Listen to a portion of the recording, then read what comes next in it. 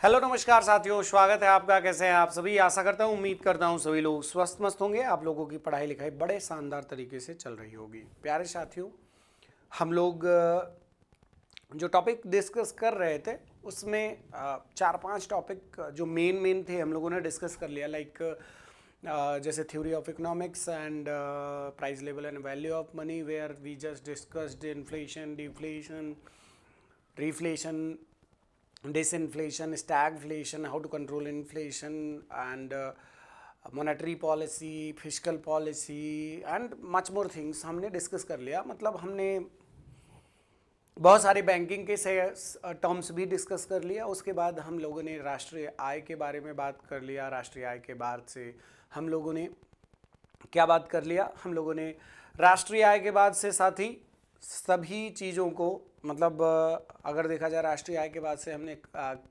Taxation के बारे में बात कर लिया, जो बहुत महत्वपूर्ण था, जिसमें हमने जीएसटी एंड ऑल के बारे में बात किया। और हम लोगों ने उसके बाद जो बहुत ही महत्वपूर्ण टॉपिक है बेरोज़गारी के बारे में भी बात कर लिया। आज की क्लास में हम लोग गरीबी के बारे में बात करेंगे। गरीबी के कुछ टर्म्स हम लोगों ने डिस्कस भी किए थे, उसी के आगे के बारे में आगे हम लोग आज की क्लास में डिस्कस करेंगे। एक बार सभी साथी जरूर बताइएगा, पीछे की किसी भी चीज़ में अगर डाउट होगा तो प्लीज़ सभी साथी एक बार बताइएगा मुझे, ठीक है?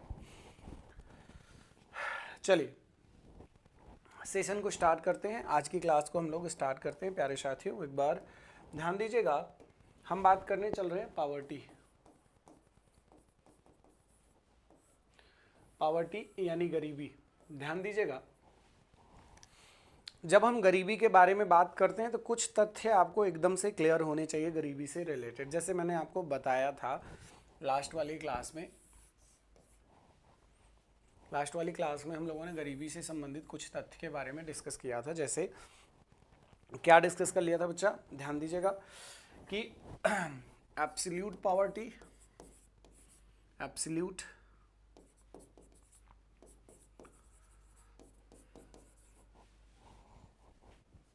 एंड रिलेटिव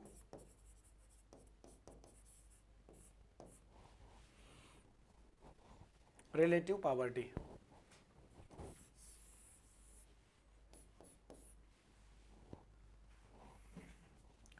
एब्सोल्यूट मतलब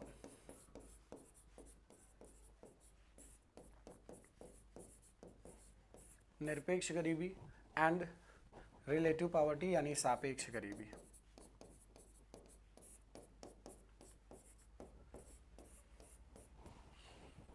दोनों तथ्यों को हम लोगों ने बाकायदा समझ लिया था। यहाँ पर किसी भी साथी को कोई भी डाउट होगा तो बता देगा। दोनों तथ्यों को हम लोगों ने बाकायदा यहाँ पर समझ लिया था। देखिए साथी, जब हम बात करते हैं एब्सोल्यूट पॉवर्टी के बारे में तो हमने 4-5 पॉइंट्स आपको बताए थे। जैसे एब्सोल्यूट पॉवर्टी यानी निरपेक्ष गरीबी के बारे में बताया कौन था? तो आपने देखा कि निरपेक्ष गरीबी के बारे में सर आर ब्यायड ने इसके बारे में डिस्कस किया था। सर आर ब्यायड ने इसके बारे में डिस्कस किया था। उसके बाद अगर हम सापेक्ष गरीबी के बारे में बात करें यानी रिलेटिव पॉवर्टी के, तो इसमें दो लोगों का नाम आता है। किसका नाम आता है बच्चा? दो लोगों का नाम मूल रूप से आता है आपका। हम लोगों ने देखा था कि आपके आर्थर लॉरेंज और कोरैडो गिनी के बारे में यहाँ पर हम लोगों ने देख लिया था, जिन्होंने अपने अपने कॉन्सेप्ट प्रस्तुत किए थे। हमने यहाँ पर देख लिया था कि सिरगणना विधि यानी हेड काउंट मेथड हम लोगों ने फार्मूला अपनाया था। हमारे देश के अंदर निरपेक्ष गरीबी का ही कॉन्सेप्ट अपनाया जाता है। हमारे देश भारत देश में निरपेक्ष गरीबी को ही, गरीबी के माध्यम से ही गरीबी का मेजरमेंट, गरीबी का मापन किया जाता है। मेनली अगर हम देखें तो गौर करें तो यही बात है। ध्यान दीजिएगा। इसके बाद हम दोनों पक्षों को जब देख लिए थे तो उसमें सापेक्ष गरीबी के बारे में थोड़ा सा मैं आपको एक बार फिर से बता दूं, क्योंकि ये जो पॉइंट है यहाँ पर ना लोगों को कन्फ्यूज़न हो ही जाता है। इस वजह से एक बार मैं सापेक्ष गरीबी में जैसे लॉरेंज वक्र की बात जब कर रहे हूँ, लॉरेंज वक्र की जब बात कर रहे हैं तो लॉरेंज वक्र से संबंधित कुछ तथ्य पेपर में पूछ लिया जाते हैं कि अगर लॉरेंज वक्र किस पर है तो आप बताएंगे कि लॉरेंज वक्र जो है आय की असमानता के मेजरमेंट के लिए है। किसके लिए बच्चा? आय की असमानता के मेजरमेंट के लिए। आय की असमानता के मापन के लिए है यह आय की असमानता। मैंने आपको बताया कि ये क्या है, यह पॉपुलेशन है, ये पॉपुलेशन है, और यह आपका इनकम है, आय है। ठीक है, यहाँ पर क्या, ये जो रेखा थी एब्सोल्यूट लाइन थी,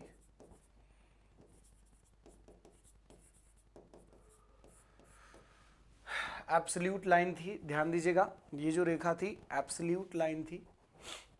ठीक है, यहाँ से एक रेखा खींची गई, यहाँ से एक रेखा खींची गई, जिसे हम क्या कह दिए, यहाँ से एक रेखा खींची गई। ये जो रेखा एब्सोल्यूट लाइन है, इस रेखा का नाम हमने लॉरेंज कर्व रख दिया था, लॉरेंज कर्व रख दिया था। क्या दिक्कत है यहाँ पर? किसी साथी को कोई दिक्कत नहीं होना चाहिए।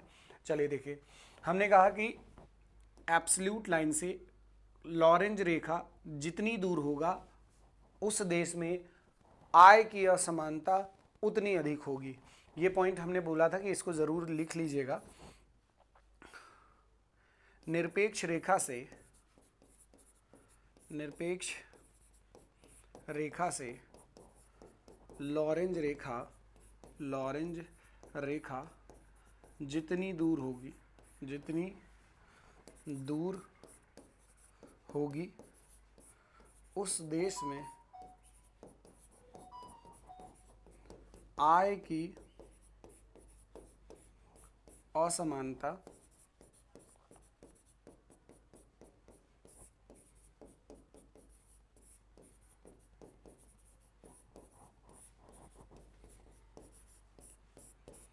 आय की असमानता उतनी अधिक होगी। ये बात ध्यान देना। और इसी के जस्ट विपरीत अगर आप चाहें तो इसको ऐसे भी कह सकते हैं कि निरपेक्ष रेखा से लॉरेंज रेखा जितनी नज़दीक होगी उस देश में आय की असमानता। इसके विपरीत भी आप उसी बात को दूसरे शब्दों में बोल सकते हैं, उसी बात को दूसरे शब्द में आप कह सकते हैं, बता सकते हैं। ठीक है बच्चा, तो ये तो हो गया आपका लॉरेंज वक्र। यानी लॉरेंज जी ने किस बारे में बात किया था? इनइक्वालिटी ऑफ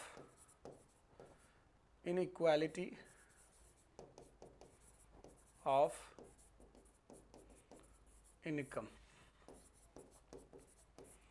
आय की असमानता। अच्छा, आय की असमानता जब बोला जा रहा है तो इसका मतलब आप क्या समझ रहे हैं कि किसी देश में लोगों के बीच में पैसे का बंटवारा कितने अच्छे से किया गया है या नहीं किया गया है।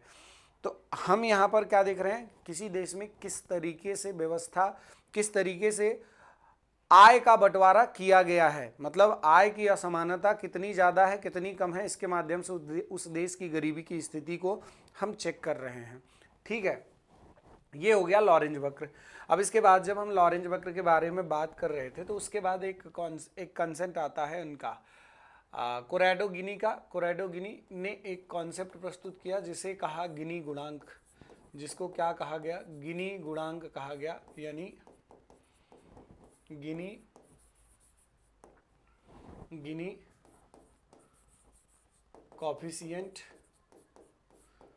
कोफिशिएंट कहा गया। ध्यान देना प्यारे साथियों, इन्होंने आर्थर लॉरेंज के ही कर्व पर अपने नियम को प्रस्तुत किया। तो आप ये बोल सकते हैं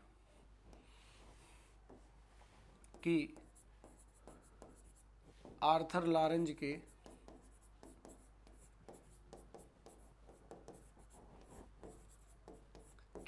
वक्र पर ही इन्होंने अपने सूत्र प्रतिपादित किए।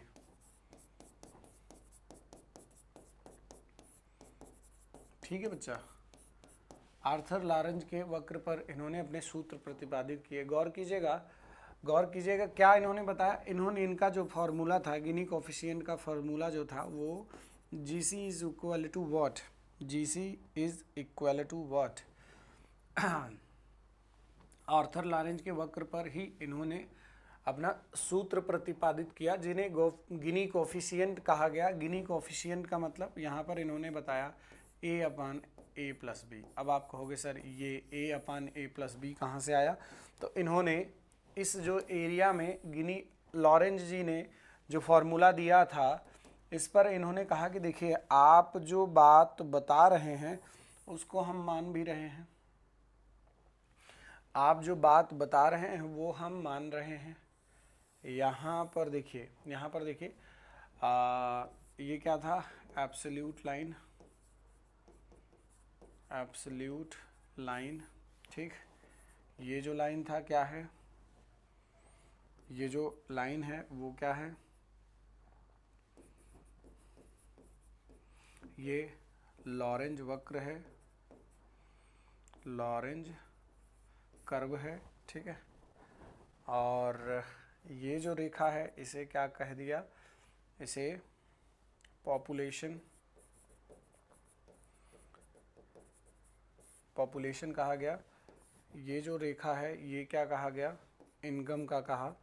और इन्होंने इसमें फॉर्मूला बना दिया, कहा कि जो आय का असमान क्षेत्र है जिसे आइडेंटिफाई किया जा चुका है उसको ए से डिनोट कर दीजिए, और जो आय का असमान क्षेत्र बचा हुआ है उसको किससे डिनोट कर दिया? इन्होंने बी से डिनोट कर दिया, यानी बी से प्रस्तुत कर दिया। अब इन्होंने इसी पर एक फॉर्मूला दे दिया। इन्होंने ये जो फॉर्मूला है यही इन्होंने दे दिया। इन्होंने कहा कि किसी देश की आय की असमानता का अधिकतम मान निकाला जा सकता है और न्यूनतम मान निकाला जा सकता है। कहा इन्होंने कि किसी देश की आय की असमानता का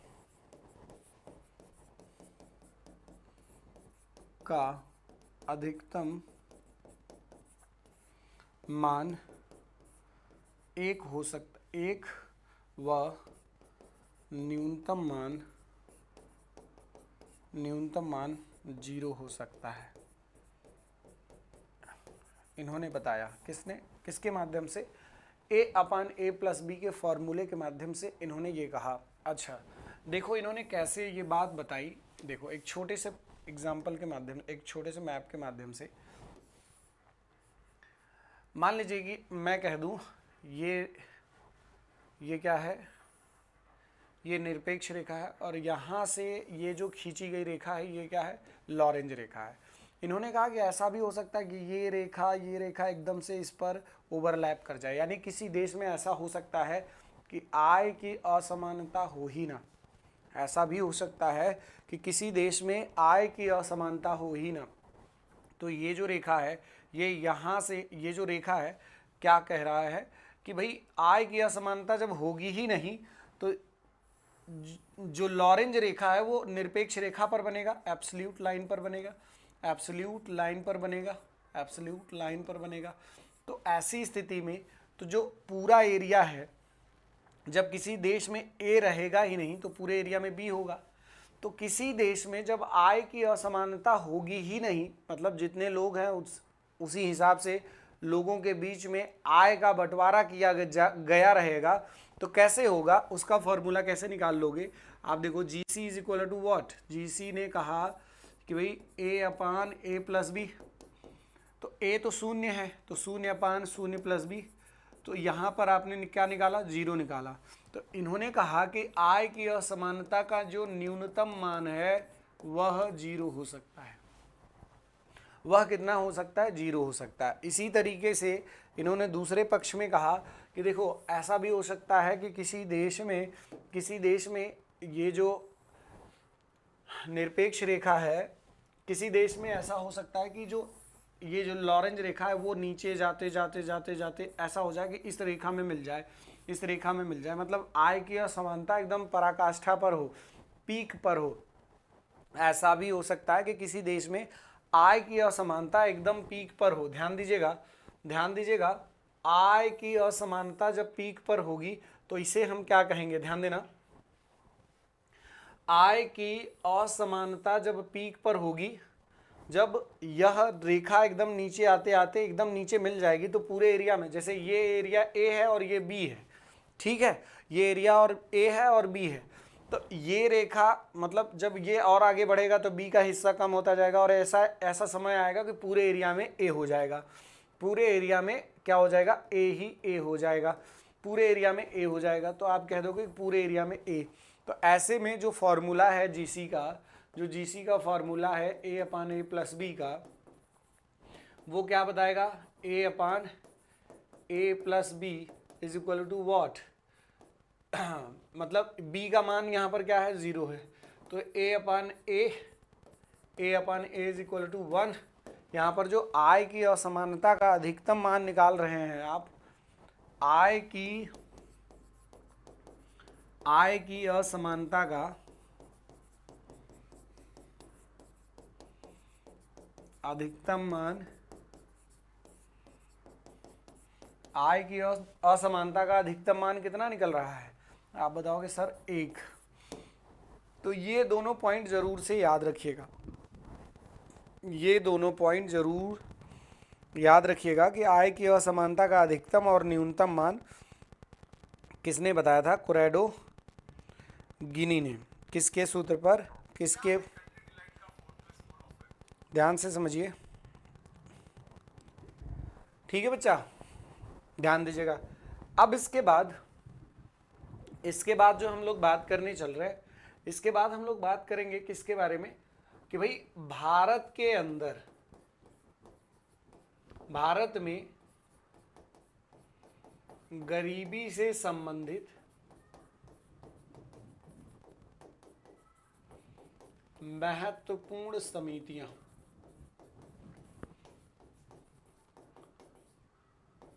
इंपॉर्टेंट कमिटीज रिलेटेड पावर्टी, ठीक है, ध्यान दीजिएगा, इंपॉर्टेंट कमिटीज किससे रिलेटेड, गरीबी से संबंधित महत्वपूर्ण समितियां। एक सेकंड साथ सभी लोग,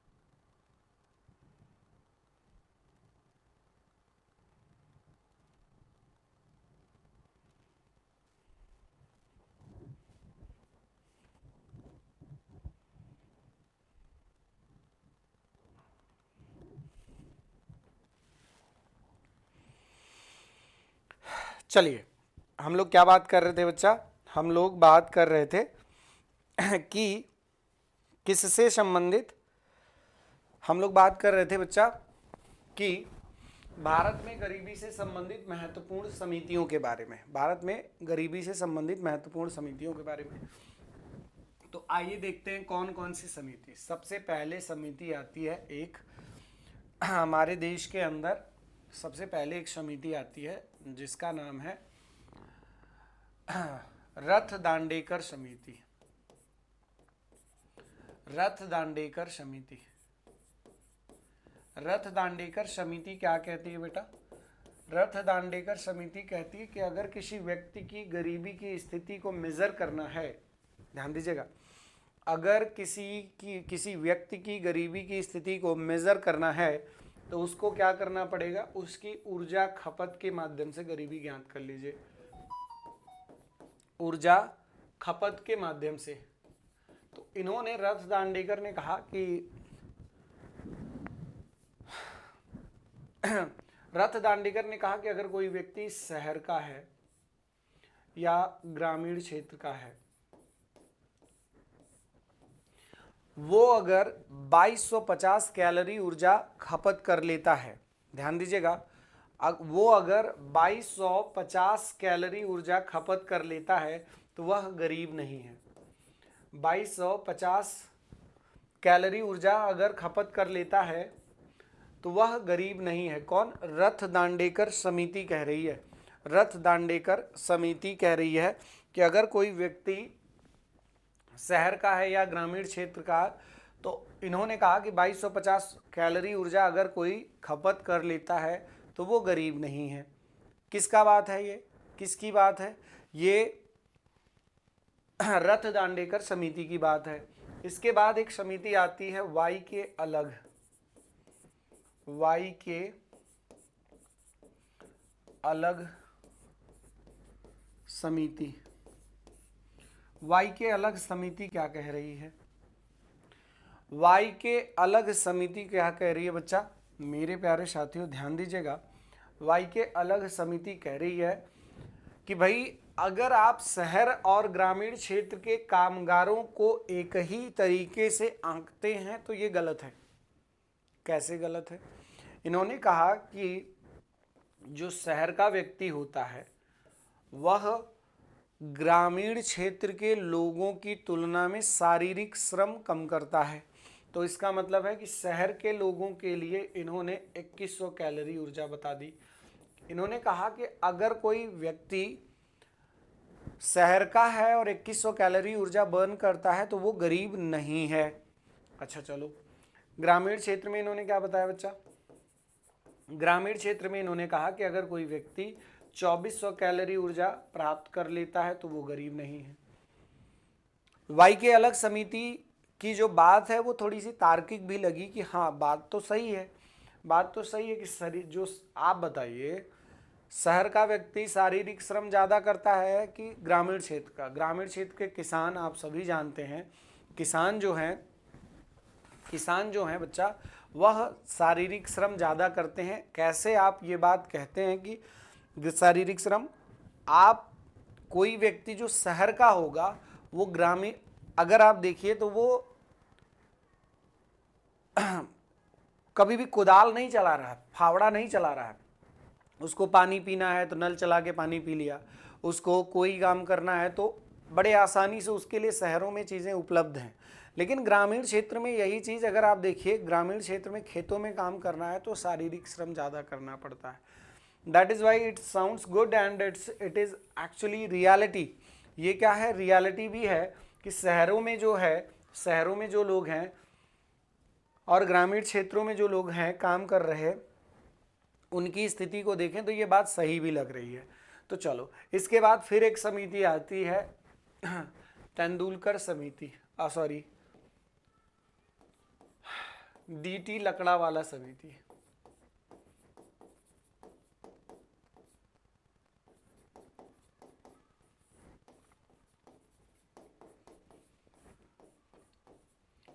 डीटी लकड़ावाला समिति क्या कह रही है बच्चा? ध्यान से सुनिए। डीटी लकड़ावाला समिति कह रही है कि भैया ऐसी बात है कि अगर कोई व्यक्ति, क्या डीटी लकड़ावाला समिति कह रही है अगर कोई व्यक्ति शहर का है या ग्रामीण का है तो उसको उसकी गरीबी की स्थिति को मेज़र करने के लिए एक तरीका है कि आप गरीबी की स्थिति को सीपीआई और डब्ल्यूपीआई के हिसाब से निकालिए। कैसे? इन्होंने कैसे कहा? देखो, इन्होंने कहा कि देखो कंज्यूमर प्राइस इंडेक्स पर इन्होंने लेबर का जो चार्ज है, यानी ग्रामीण क्षेत्र रूरल एरिया के लिए इन्होंने कहा कि लोगों की वेजेस मजदूरी के हिसाब से गरीबी निकाल लीजिए। किसने कहा? डीटी लकड़ावाला समिति ने कहा लोगों की मजदूरी के हिसाब से गरीबी की स्थिति को निकाल लीजिए। और शहरों में, अर्बन में, तो अगर आप देखें लोगों की जो इंडस्ट्रीज में काम कर रहे हैं उसके हिसाब से गरीबी को निकाल लीजिए। यानी इंडस्ट्रीज में जो लोग काम कर रहे हैं, शहरों में उद्योगों में जो काम कर रहे हैं उसके हिसाब से गरीबी निकाल लीजिए, उसके माध्यम से गरीबी को जस्टिफाई कर दीजिए। इनका कॉन्सेप्ट उस टाइम स्वीकार नहीं किया गया था। इनके कॉन्सेप्ट को जब ये 1993 में इन्होंने अपना कॉन्सेप्ट ये दिया था तो उस टाइम ये चीज़ स्वीकार नहीं किया गया। लेकिन आज के टाइम पर इनकी ये बातें स्वीकार की गई हैं, आज के टाइम पर इनकी ये बातें स्वीकार की गई हैं। तो ये जो कंज्यूमर प्राइस इंडेक्स है रूरल एरिया में और अर्बन एरिया में इन्होंने अर्बन एरिया में कहा कि इंडस्ट्रीज के हिसाब से, उद्योगों में कामगारों के हिसाब से गरीबी को मेजर कर लीजिए, और दूसरा तरीका है गरीबों में मजदूरी के, गरीबों जो ग्रामीण क्षेत्र है वहाँ पर लोगों की मजदूरी के हिसाब से गरीबी को मेजर कर लीजिए। ये 1993 में आया था, तो इस बात को एक्सेप्ट नहीं किया गया था, बाद में इसको एक्सेप्ट कर लिया गया था। इसके बाद एक और समिति बनी जिसका नाम है तेंदुलकर समिति। बहुत फेमस समिति थी ये, तेंदुलकर समिति।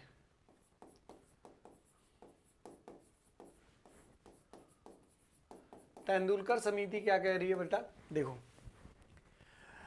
तेंदुलकर समिति कह रही है कि भारत में गरीबी का जो मेजरमेंट है वो कैसे करना चाहिए, MPCE, monthly per capita expenditure के हिसाब से। सबसे पहली चीज मंथली पर कैपिटा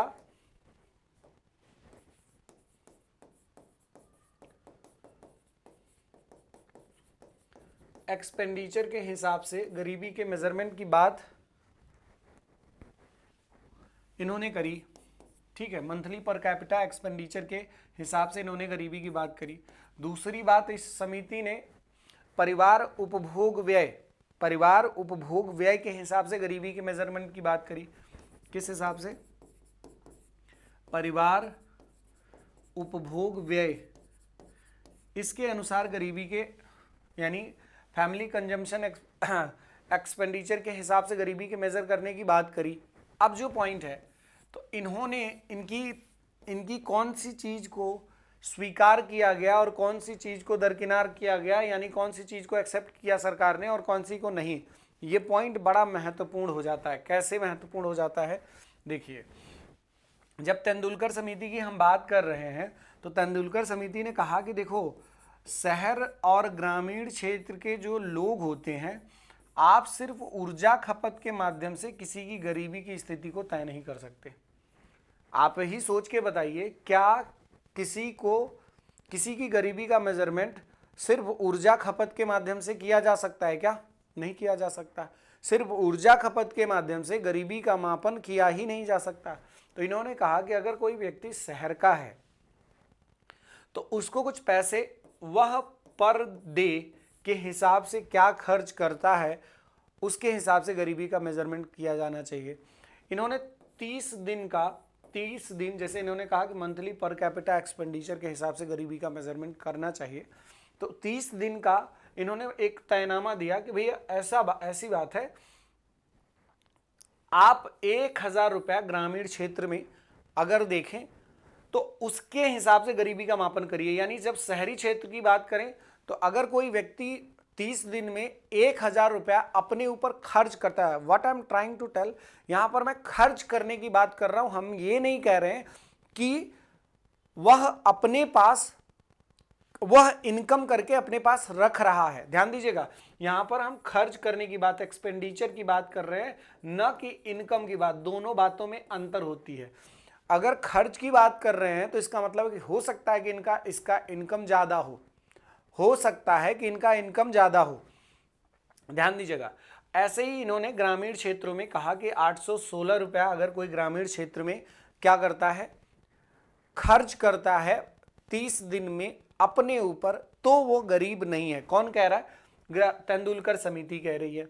लेकिन इस समिति ने जो ये रिपोर्ट सौंपा था 2004-5 में, 4 में समिति बनी थी, 4 में बनी थी, 5 में अपना रिपोर्ट सौंपी थी। इसके साथ एक बहुत बड़ी दिक्कत ये हो गई, इसने सारे डेटा सही दिए, एक डेटा इसका गड़बड़ लगा सबको। इसने कहा कि देश के अंदर लगभग जो है 37%, नियर अबाउट 37% गरीबी है, 37%। और ये किसी भी अर्थव्यवस्था के लिए बड़ी घातक बात है कि कहा जाए कि आपकी आबादी का 80% आबादी गरीब है, किसी को भी बुरा लग जाए। तो जब इन्होंने रिपोर्ट सौंपा था तो कांग्रेस का समय था, जब इन्होंने रिपोर्ट सौंपा तो कांग्रेस का टाइमिंग था। तो इस हिसाब से इनके रिपोर्ट को रीचेक करने के लिए कहा गया, और ये जब रीचेक किए तो उसमें इन्होंने कह दिया कि भारत के अंदर क्या गरीबी सिर्फ 22% है। 21 पॉइंट कुछ इन्होंने बताया, दोबारा जब इन्होंने बताया तो 21 पॉइंट कुछ यानी 22%, मोटा मोटा आप कह लीजिए, याद रखिए।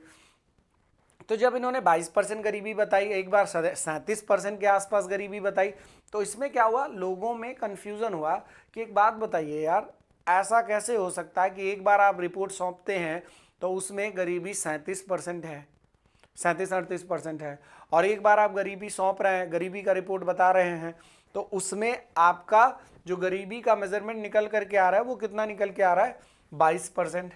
तब इनके कॉन्सेप्ट पर प्रश्न चिन्ह उठा कि भाई इनके डेटा को चेक किया जाए एक बार। तो इन्हीं के डेटा को चेक करने के लिए एक समिति बनी जिसका नाम है रंगराजन समिति। रंगराजन समिति, रंगराजन समिति क्या कह रही है, ध्यान से देखो। रंगराजन समिति क्या कह रही है बच्चा, रंगराजन कह रही है कि ऐसी बात है, रंगराजन समिति कह रही कि पूछा भी जाता है कि रंगराजन समिति का निर्माण क्यों किया गया था, तो तेंदुलकर समिति की खामियों को दूर करने के लिए रंगराजन समिति का तेंदुलकर समिति की कमियों को दूर करने के लिए रंगराजन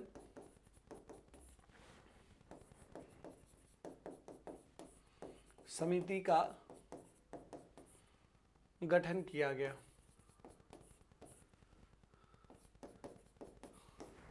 लेकिन इन्होंने कुछ बातें तो अपडेट करी, कुछ बातें इन्होंने सही करी। किसने, रंगराजन समिति ने कुछ पॉइंट्स तो डिस्कस करे और सही डिस्कस करे। जैसे इन्होंने क्या कहा कि अगर कोई व्यक्ति शहर का है तो इन्होंने कहा कि अगर वो 1407 रुपया को 1407 रुपया अपने ऊपर खर्च करता है, 1407 रुपया अपने ऊपर खर्च करता है, तो वो क्या है, वो गरीब नहीं है।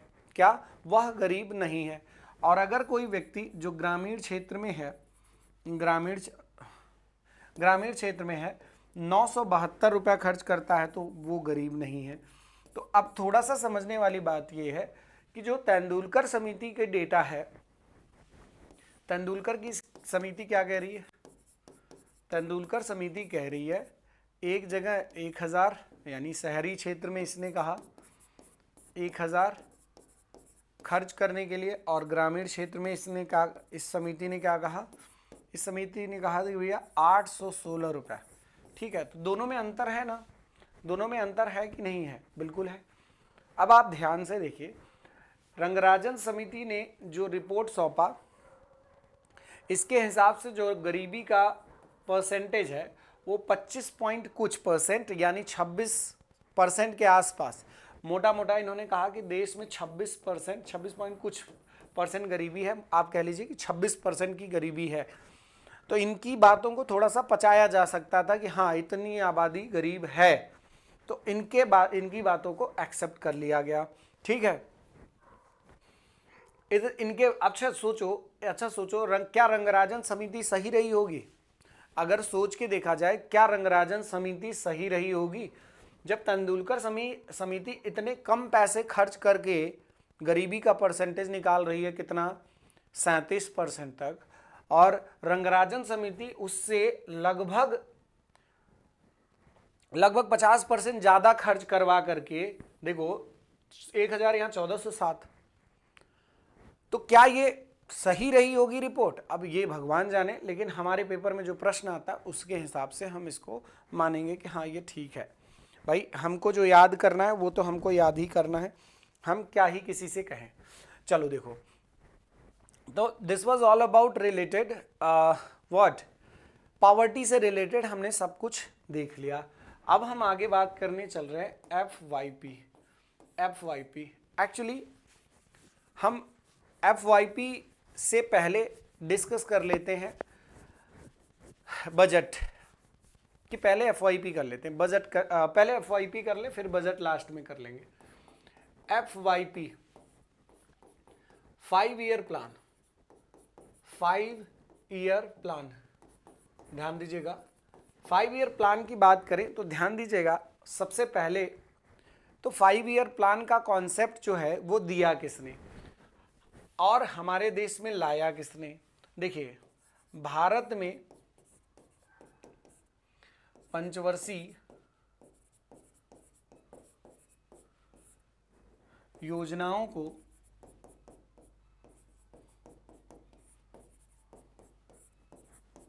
लाने का श्रेय भारत में पंचवर्षीय योजनाओं को लाने का श्रेय किसको जाता है? पंडित जवाहरलाल नेहरू को, जवाहरलाल नेहरू को। पंडित जवाहरलाल नेहरू को बहुउद्देशीय परियोजनाओं का जनक भी कहा जाता है। इन्हीं को बहुउद्देशीय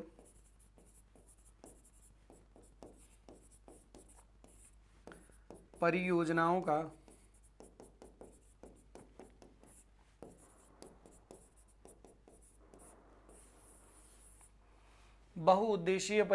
का क्या जनक भी कहा जाता है। ध्यान दीजिएगा, अब यहां से जो पॉइंट है वो ये समझ में आना चाहिए आपको कि बहुउद्देशीय परियोजनाओं का जनक, साथ ही साथ आपको यहां पर भारत में पंचवर्षीय योजनाएं, भारत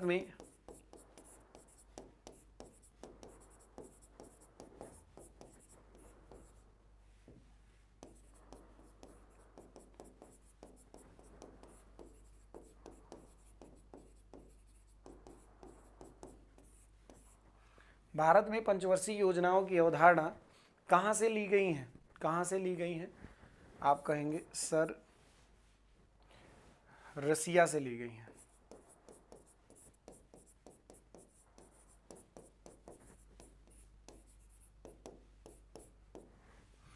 रूस से ली गई हैं। ध्यान दीजिएगा, रूस से ली गई हैं।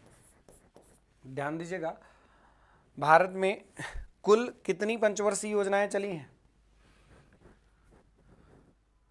देखिए, FYP का मतलब पंचवर्षीय योजना, 5 ईयर प्लान यानी पंचवर्षीय योजना।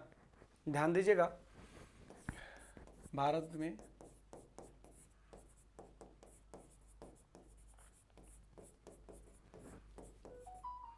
12 पंचवर्षीय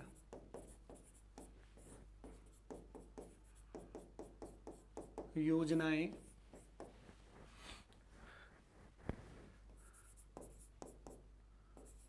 चलाई जा चुकी हैं। भारत में कुल 12 पंचवर्षीय योजनाएं चलाई जा चुकी हैं।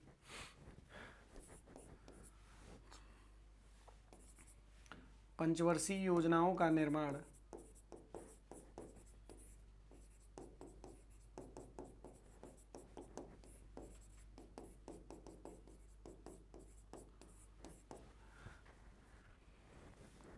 योजना आयोग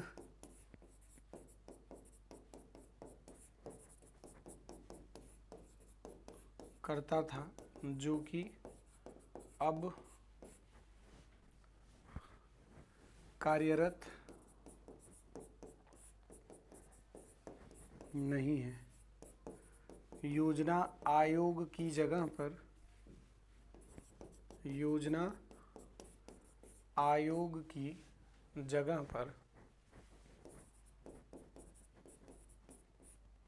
नीति आयोग की स्थापना की गई है।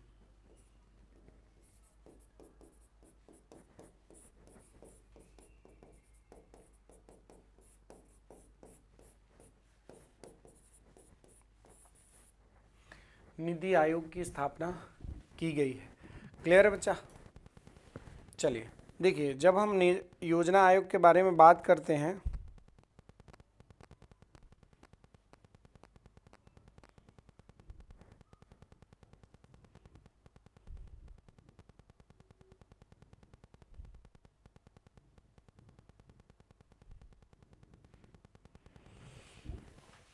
ध्यान देना,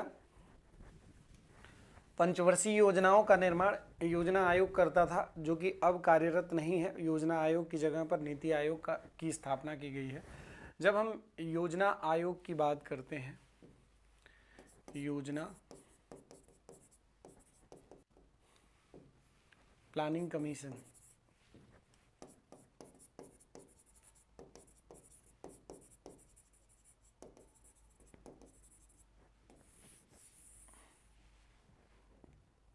प्लानिंग कमीशन की बात करते हैं तो इसकी स्थापना 15 मार्च 1950 को की गई है। यह एक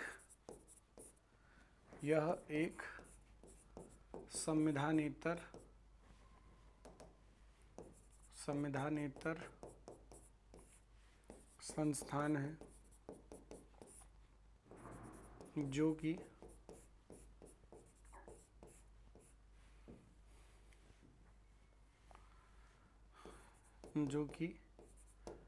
मंत्रिमंडल के सुझाव पर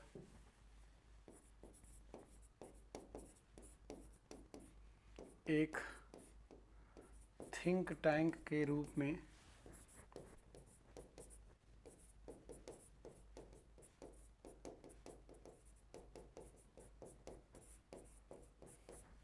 स्थापित की गई थी।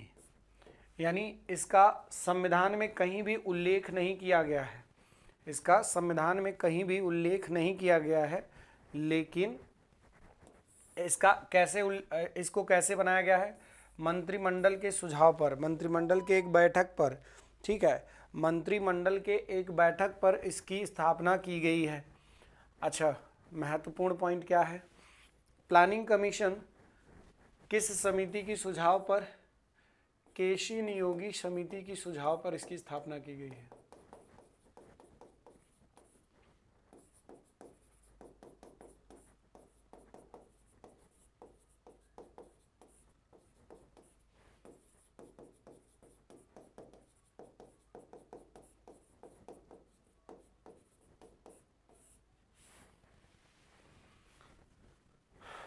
केसी नियोगी समिति की सुझाव पर इसकी स्थापना की गई है।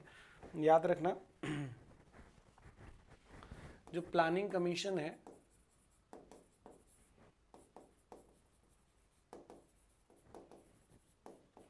इसका मुख्य कार्य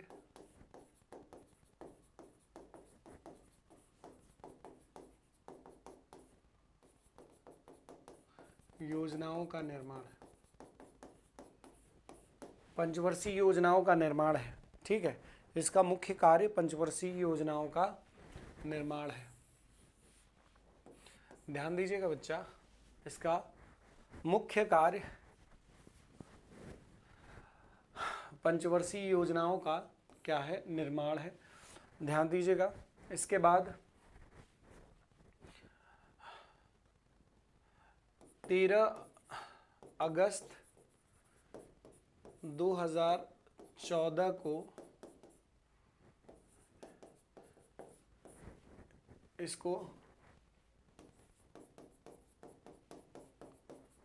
समाप्त करके इसकी जगह पर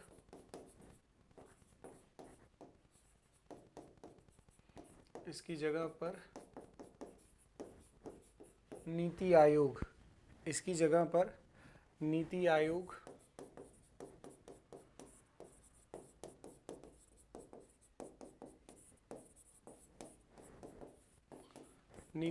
की स्थापना की गई। अब जब नीति आयोग की बात करते हैं, नीति आयोग की जब बात करते हैं तो ये क्या है, इसको भी देख लीजिए। नीति आयोग जो है इसको कहते हैं national institute for transforming India, national institute for transforming India. Point क्या है बच्चा? ध्यान दीजिएगा, जब हम नीति आयोग के बारे में बात करते हैं एक बात ध्यान दीजिएगा, कभी पूछा जाए कि राष्ट्र नीति आयोग की स्थापना की क्यों गई, जब उसी तरीके का काम प्लानिंग कमीशन करता था तो नीति आयोग की स्थापना क्यों की गई। ध्यान दीजिएगा, पहली बात आप यहाँ पर जो सबसे इम्पोर्टेंट बात आप बताएंगे, नीति आयोग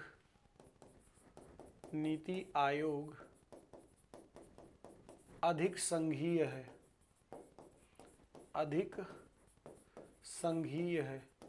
अधिक संघीय है, मतलब इसमें सदस्यों की संख्या ज़्यादा है, मतलब इसमें डिस्ट्रीब्यूशन ऑफ पावर को ज़्यादा एक्सप्लेन किया गया है।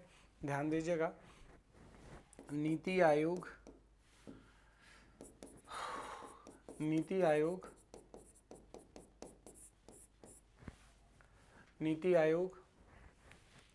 क्या करता है, नीति आयोग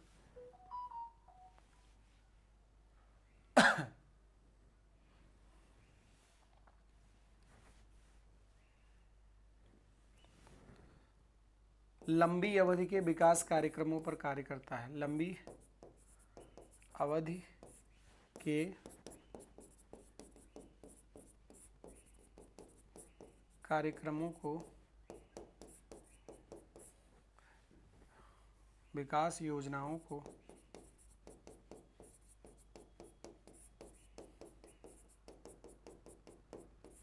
बनाता है, जबकि योजना आयोग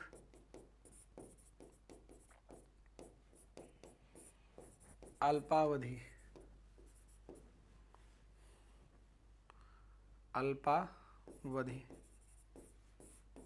के लिए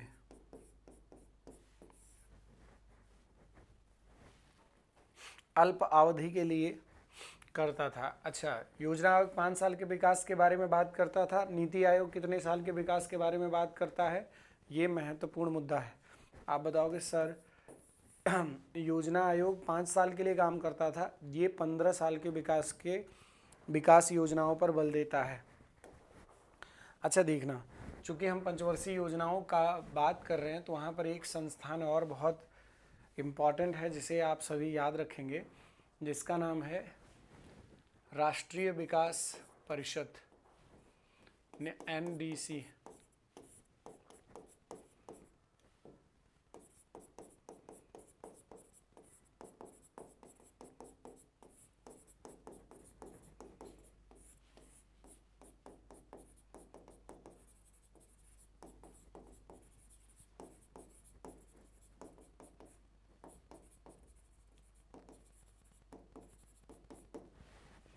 नेशनल डेवलपमेंट कमीशन, ठीक है, राष्ट्रीय विकास परिषद। ध्यान दीजिएगा, 6 अगस्त 1952 को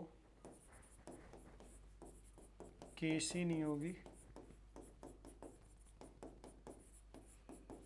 समिति की सुझाव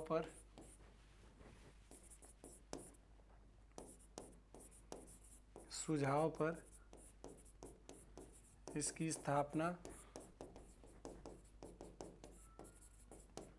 की गई थी।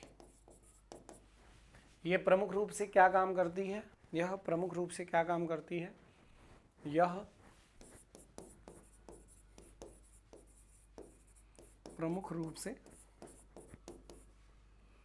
पंचवर्षीय योजनाओं का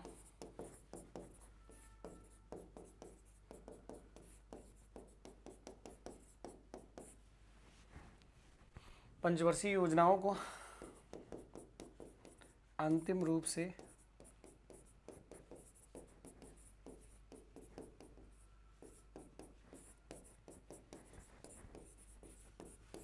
अनुमोदित करती थी, अंतिम रूप से अनुमोदित करती थी। ठीक है बेटा, 6 अगस्त 1952 को केसी नियोगी समिति की सुझाव पर इसकी स्थापना की गई। यह प्रमुख रूप से पंचवर्षीय योजनाओं को अंतिम रूप से अनुमोदित करती थी, मतलब फाइनलाइज करती थी कि हाँ ये योजना पक्का है, इसको आप लागू कर सकते हैं। सरकार के सुझाव पर यह अनुमोदित की जाती थी। चलिए, ये तो हो गया पंचवर्षीय योजनाएं। कुल 12 पंचवर्षीय योजनाएं थी, 12 पंचवर्षीय योजनाएं थी, जिनमें 7 वर्ष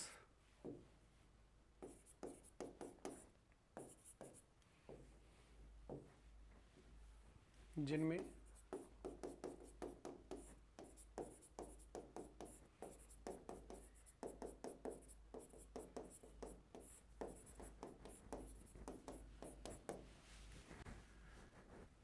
7 वर्ष योजना अवकाश के थे, 7 वर्ष योजना अवकाश के थे, ध्यान देना 7 वर्ष योजना अवकाश के थे, याद रखना। 12 पंचवर्षीय योजनाएं थी, जिसमें से 7 वर्ष योजना अवकाश के थे। हम एक बार देख लेते हैं कौन कौन सी योजनाएं थी। देखो 1951 से 1956 पहली योजना, 1956 से 1961 दूसरी, 1961 से 1966 तीसरी, 1969 से 1974 चौथी। यहाँ पर देखो 3 वर्ष का अवकाश है, 3 वर्ष का अवकाश है, ध्यान दीजिएगा। 1969 से 1974 चौथी पंचवर्षीय योजना, 1974 से 1978, 1974 से 1978 पाँचवीं। अब आप कहोगे सर 5 साल का होता तो सिर्फ 4 साल का क्यों? क्योंकि यहाँ पर भी योजना अवकाश हुआ था। फिर उसके बाद 1980 से 1985 तक, 1980 से 1985 तक छठवीं पंचवर्षीय। यहाँ भी आपने देखा 2 वर्ष का अवकाश, ठीक है। यहाँ पर भी आपने देखा 2 वर्ष का अवकाश। इसके बाद फिर 1985 से 1990 कौन सा आपका 7वीं पंचवर्षीय योजना, 1992 से 1997 8वीं पंचवर्षीय योजना, 2 वर्ष का अवकाश, 2 वर्ष का अवकाश यहाँ पर भी आपको देखने को मिल रहा है। 2 वर्ष का अवकाश यहाँ पर भी देखने को मिल रहा है। फिर उसके बाद 1997 से 2002 9वीं पंचवर्षीय योजना, 2002 से 2007 10वीं, 2007 से 2012 11वीं, 2012 से 2017 12वीं पंचवर्षीय योजना। ये टोटल 12 पंचवर्षीय योजनाएं इसमें चली, ठीक है बच्चा। यहाँ पर टोटल 12 पंचवर्षीय योजनाएं चली। अब देखो 2 वर्ष ये, 2 2 4 3 7, आपको क्या दिखा 7 वर्ष टोटल अवकाश के। जो महत्वपूर्ण बिंदु है वो ये है कि आपको जो ये 3 वर्ष का अवकाश है क्यों हुआ, 2 वर्ष का अवकाश क्यों हुआ, फिर यहाँ 2 वर्ष का अवकाश क्यों हुआ, यहाँ से प्रश्न पेपर में बन जाता है कि भाई क्यों योजना अवकाश देखने को मिला, क्या रीज़न था योजना अवकाश, ठीक है।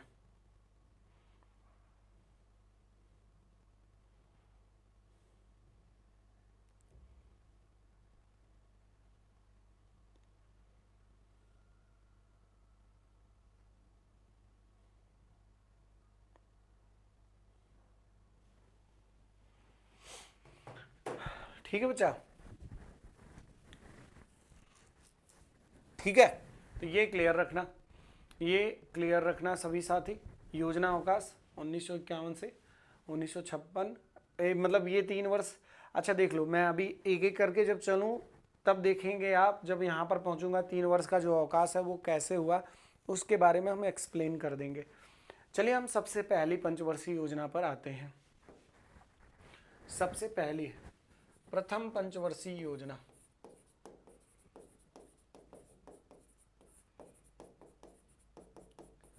प्रथम पंचवर्षीय योजना की जब बात करते हैं तो इस पंचवर्षीय योजना का जो सबसे पहले मॉडल क्या था, सबसे पहले तो समय क्या था, समय क्या था 1951 से सभी 1 अप्रैल से चालू होंगे, ध्यान दीजिएगा, सभी योजनाएं 1 अप्रैल से चालू होंगी, ध्यान दीजिएगा सभी साथी, ठीक है। 1 अप्रैल से चालू होंगी, 31 मार्च को खत्म होंगी, चाहे जब से चालू होंगी, मतलब चाहे किसी भी सन में चालू होंगी, लेकिन जब भी चालू होंगी तो 1 अप्रैल से ही योजनाएं चालू होंगी, ठीक है। पंचवर्षीय योजनाएं हमेशा 1 अप्रैल से, ठीक है। समय क्या है 1 अप्रैल 1951 से 1956 तक, 1951 से 1956 मॉडल, मॉडल क्या है, model Herald Domar model, Herald Domar model, model का मतलब जिसके कॉन्सेप्ट पर वह पंचवर्षीय योजना चला, जिसके कॉन्सेप्ट पर वह पंचवर्षीय योजना चला, ठीक है।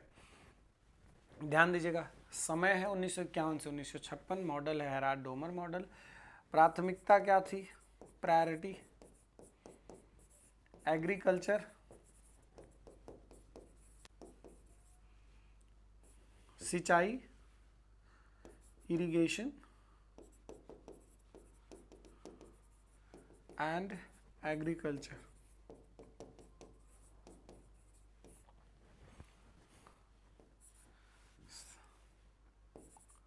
कृषि व सिंचाई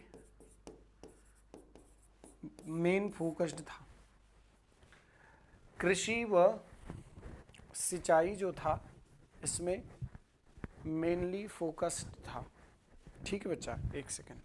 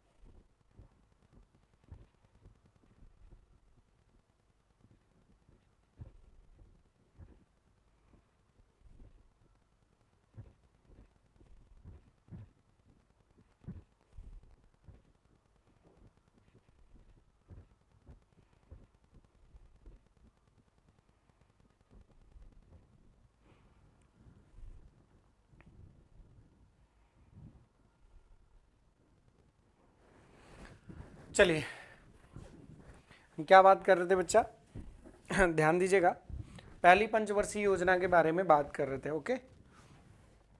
सभी साथी ध्यान देंगे, हम पहली पंचवर्षीय योजना के बारे में बात कर रहे थे।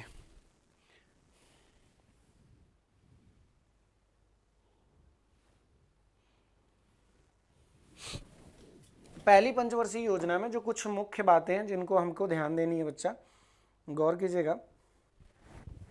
जैसे पहली पंचवर्षीय योजना में कृषि और सिंचाई की बात जब की गई थी, तो कृषि और सिंचाई में कौन सी मुख्य बातें थी जिसको हमको ध्यान देना है, जिनसे पेपर में प्रश्न बनेगा।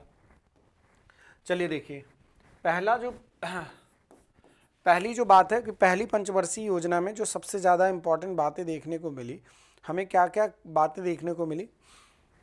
कृषि क्षेत्र फोकस्ड था, सिंचाई फोकस्ड था, तो मतलब हम ये कह सकते हैं, एक पॉइंट आप यहाँ पर और ऐड करके कह सकते हैं कि जो पहली पंचवर्षीय योजना थी वो प्राथमिक क्षेत्र को फोकस करके थी, प्राथमिक क्षेत्र के विकास को लेकर के एकदम क्या थी, तय थी कि वो प्राथमिक क्षेत्र के विकास को क्या करेगी, आगे बढ़ाएगी। ध्यान देना, इसमें 2-3 काम और हुए थे, जैसे 2 अक्टूबर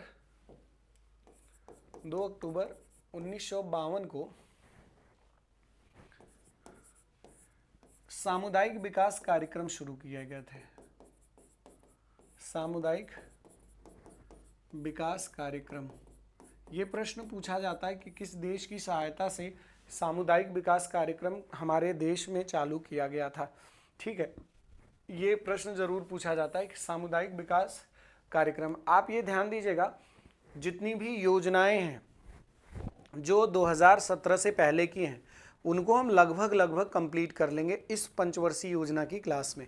इस पंचवर्षीय योजना की क्लास में हम लोग जितनी भी योजनाएं हैं उनको सबको कंप्लीट कर लेंगे। ध्यान दीजिएगा, 2 अक्टूबर 1952 को सामुदायिक विकास कार्यक्रम के माध्यम से क्या हमको एक सामुदायिक विकास कार्यक्रम देखने को मिला। अब ये जो जैसे 1951 से 1956 के बीच में जितनी भी घटनाएं हैं, जितनी भी योजनाएं हैं, हम उनके बारे में बात कर रहे हैं, गौर कीजिएगा। ठीक है, अब उसके बाद हम बात करेंगे 1953 में राष्ट्रीय प्रसार सेवा की शुरुआत की गई थी, और जो सिंचाई और कृषि से संबंधित योजना थी वो ये थी कि जैसे भाखड़ा नांगल बांध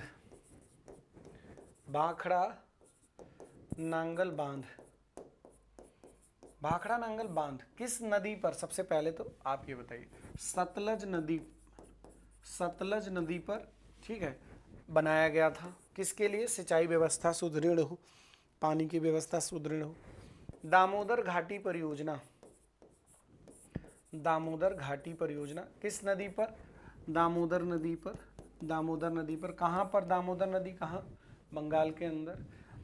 इसके बाद आपका हीराकुंड परियोजना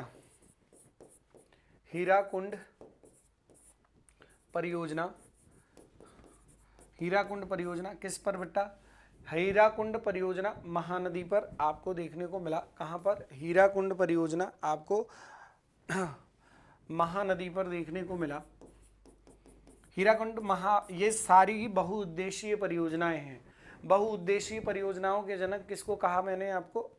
पंडित जवाहरलाल नेहरू जी को बहुउद्देशीय योजनाओं का जनक कहा जाता है। बहुउद्देशीय जो योजनाओं के जनक के रूप में देखे जाते हैं। तो आप अगर प्रथम पंचवर्षीय योजना को देख रहे हैं तो प्रथम पंचवर्षीय योजना में आपने मेनली क्या देखा? प्रथम पंचवर्षीय योजना में आपने मेनली जो देखा 3 बातें, भाखड़ा नांगल बांध, दामोदर घाटी परियोजना, हीराकुंड परियोजना, ये इसी ड्यूरेशन में चालू किए गए थे, जो बहुत इंपॉर्टेंट है। ठीक है बच्चा। इसके बाद आता है आपका द्वितीय पंचवर्षीय योजना, बहुत महत्वपूर्ण परियोजना, ध्यान दीजिएगा। द्वितीय पंचवर्षीय योजना जिसका टाइम क्या है? बहुत महत्वपूर्ण परियोजना है। ठीक है, समय क्या है इसका? समय क्या है? 1956 से 1961 तक। 1956 से 1961 तक, ध्यान दीजिएगा, 1956 से 1961 तक। मॉडल क्या है? पीसी महालनोबिस, प्रशांत चंद्र पीसी महालनोबिस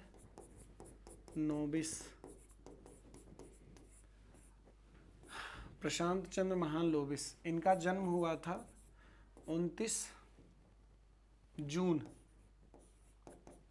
29 जून को भारत में राष्ट्रीय सांख्यिकी दिवस मनाया जाता है। ध्यान दीजिएगा, क्या मनाया जाता है? राष्ट्रीय सांख्यिकी दिवस। राष्ट्रीय सांख्यिकीय दिवस मनाया जाता है। राष्ट्रीय सांख्यिकी दिवस मनाया जाता है कब? राष्ट्रीय सांख्यिकी दिवस मनाया जाता है कब बेटा? 29 जून को। प्राथमिकता क्या है? प्राथमिकता क्या है? कृषि।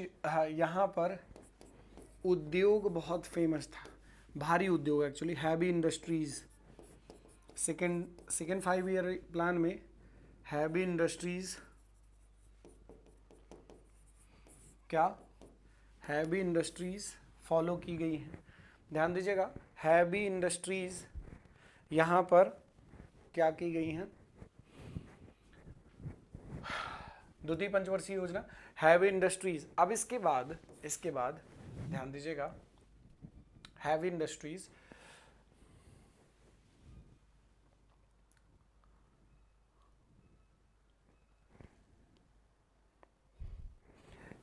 मतलब भारी उद्योग।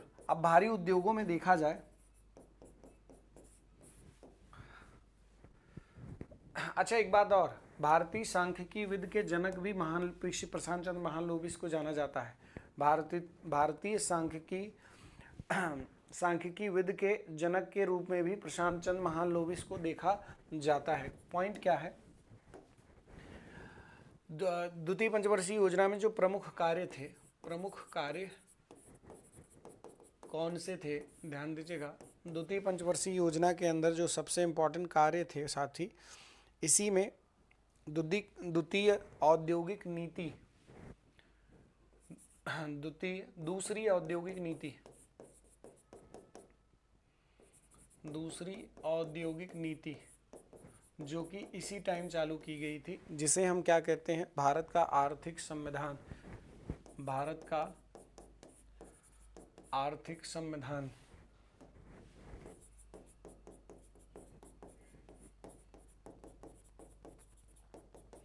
भारत का आर्थिक संविधान जिसे कहा जाता है, क्या कहा जा रहा है? भारत का आर्थिक संविधान के रूप में देखा जा रहा है।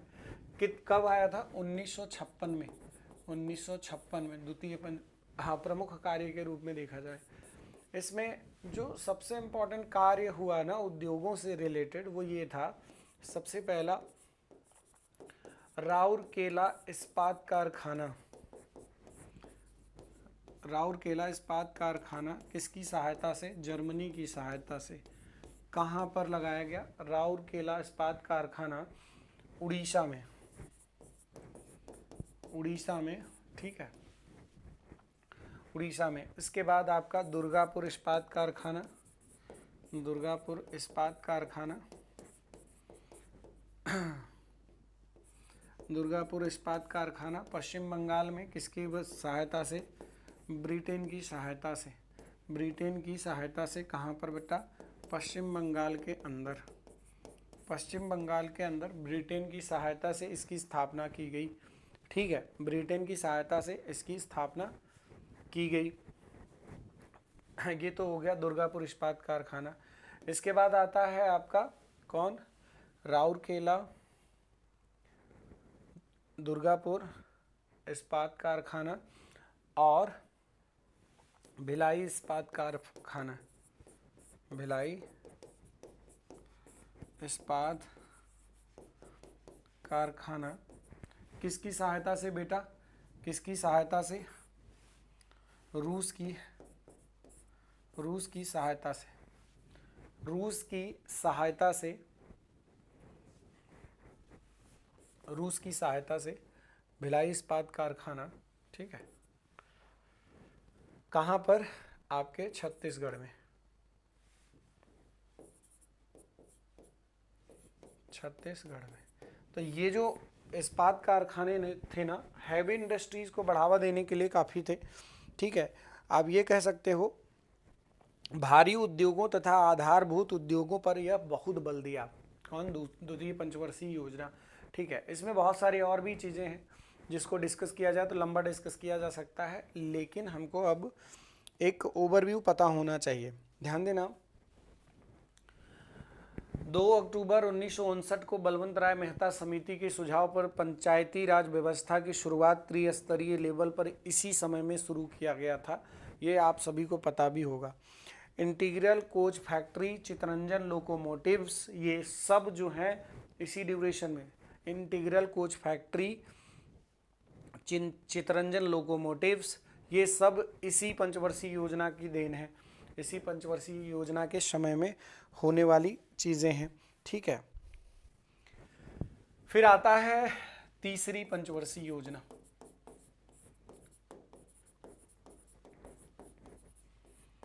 तीसरी पंचवर्षीय योजना मोस्ट इंपॉर्टेंट, सबसे असफल पंचवर्षीय योजनाओं में से एक, सबसे ज़्यादा असफल पंचवर्षीय योजनाओं में से एक।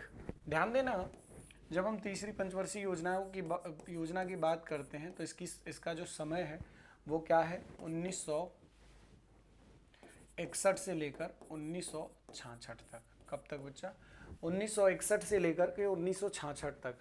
मॉडल की जब हम बात कर लेते हैं तो मॉडल जो है, इसका जो मॉडल है वो मॉडल है सुखमय चक्रवर्ती मॉडल, सुखमय चक्रवर्ती मॉडल,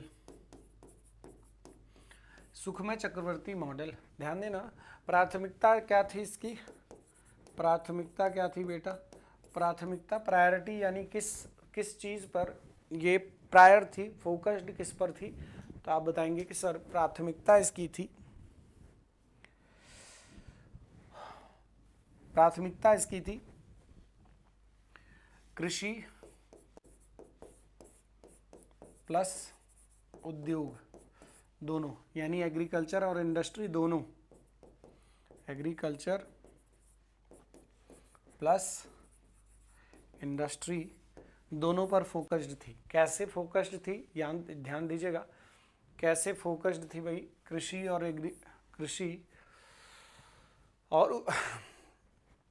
और उद्योग दोनों पर कैसे फोकस्ड थी, ध्यान दीजिएगा।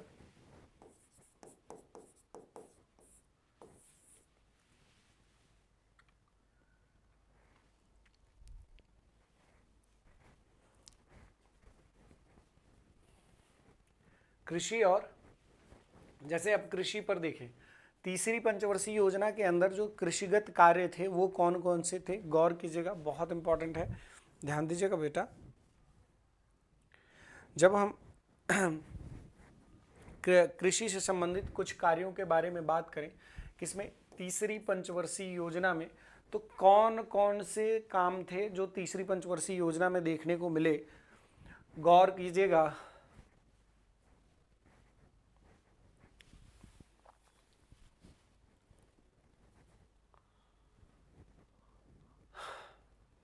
जैसे सबसे पहला काम था इसमें, हाँ, कृषिगत कार्य अगर हम देखें तो सबसे पहला काम था एफसीआई की स्थापना, फूड कॉरपोरेशन ऑफ इंडिया,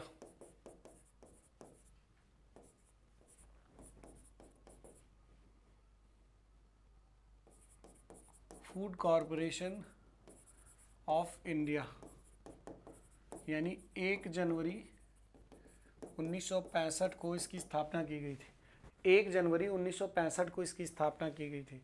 साथ ही साथ, अच्छा, फूड कॉरपोरेशन ऑफ इंडिया की स्थापना क्यों की गई थी, जैसे जो फसल उत्पादित किए जाएं उनको संरक्षित करने के लिए, मान लो इमरजेंसी में देश में कोई आपदा आती है, कोई स्थिति उत्पन्न होती है, तो उस स्थिति में क्या देखने को मिले, सरकार के द्वारा लोगों के लिए व्यवस्था, अचानक से अगर कोई स्थिति उत्पन्न होती है तो उसके लिए सरकार खड़ी हो सके। मेनली कृषि के बाद से हम बात करें उद्योगों की, कृषि में और एक काम इन्होंने किया था, एपीसी, एग्रीकल्चर प्राइस कमीशन की स्थापना, एग्रीकल्चर प्राइस कमीशन की स्थापना। ध्यान दीजिएगा, जब एग्रीकल्चर प्राइस कमीशन की बात करें, यानी कृषि कीमत आयोग, कृषि कीमत आयोग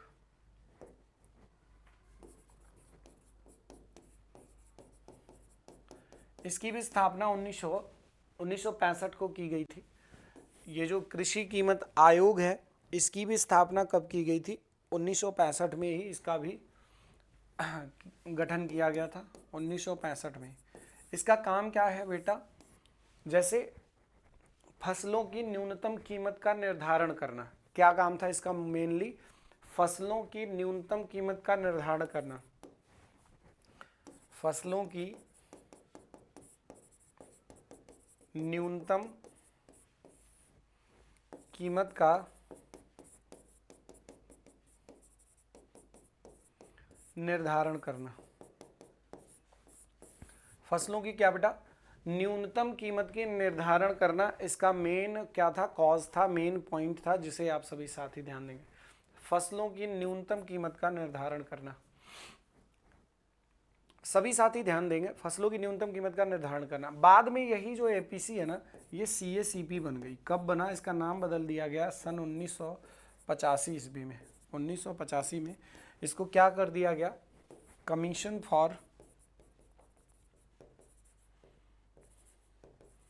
commission for agriculture cost and prices, commission for agriculture cost and prices, cost and prices यानी कृषि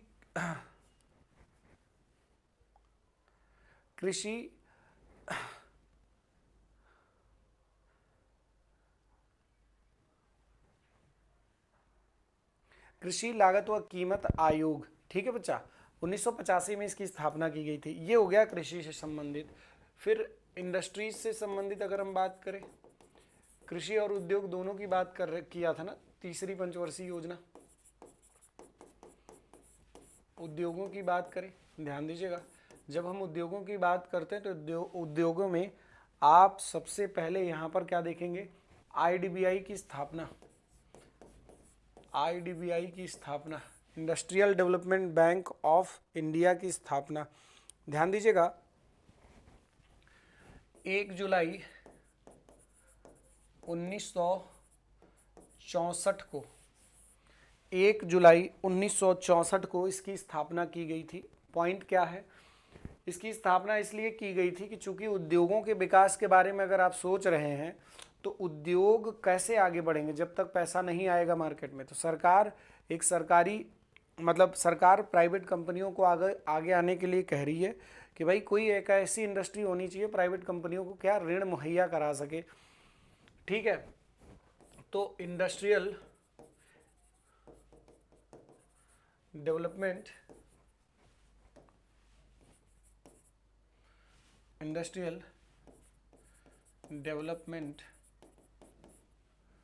बैंक ऑफ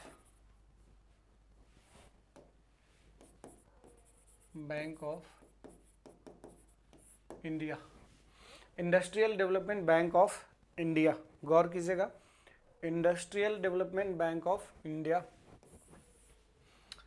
1 जुलाई 1964 को इसकी स्थापना की गई थी। क्या काम क्या था? औद्योगिक क्षेत्र में ऋण मुहैया कराने के लिए यह इसकी स्थापना की गई थी। ध्यान देना, इसी के साथ में 1964 में ही बोकारो में आपका एक और स्टील प्लांट, जिसे हमने क्या कहा? Bokaro iron and steel industry,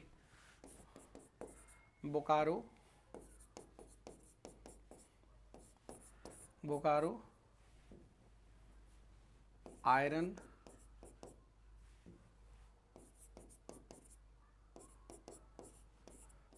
and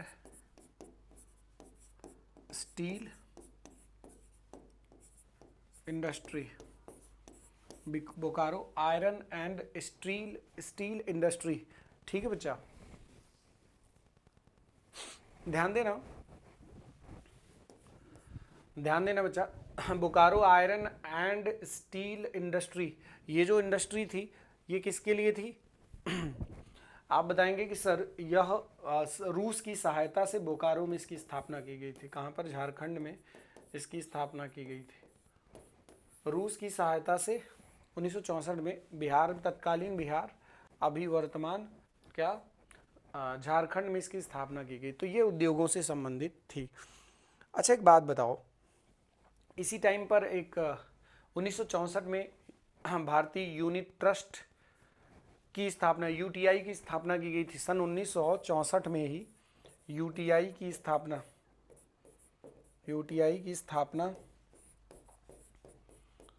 की गई थी। यूटीआई की स्थापना की गई थी, याद रखिएगा, यहाँ से प्रश्न पेपर में बनता है ठीक ठाक तगड़ा, पंचवर्षीय योजनाओं से रिलेटेड। अच्छा, पहली, दूसरी और तीसरी पंचवर्षीय योजना ट्रिकल डाउन थ्योरी पर काम करती थी। ध्यान देना, पहली, दूसरी,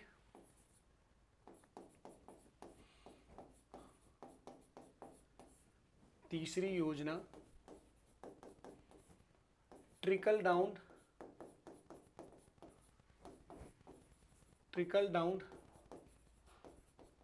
थियरी पर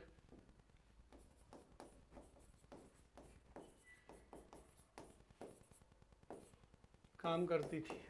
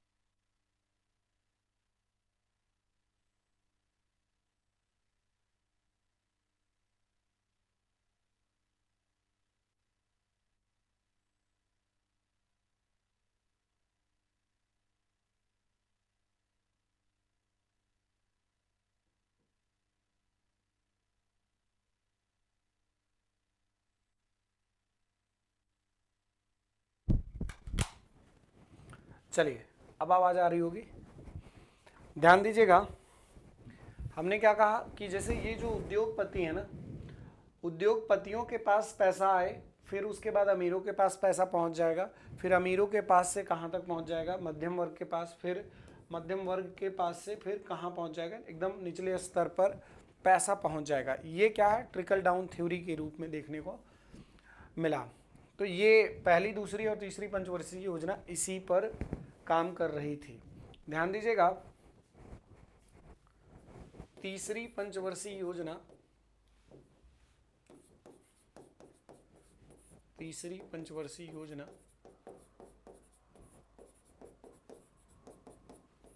सबसे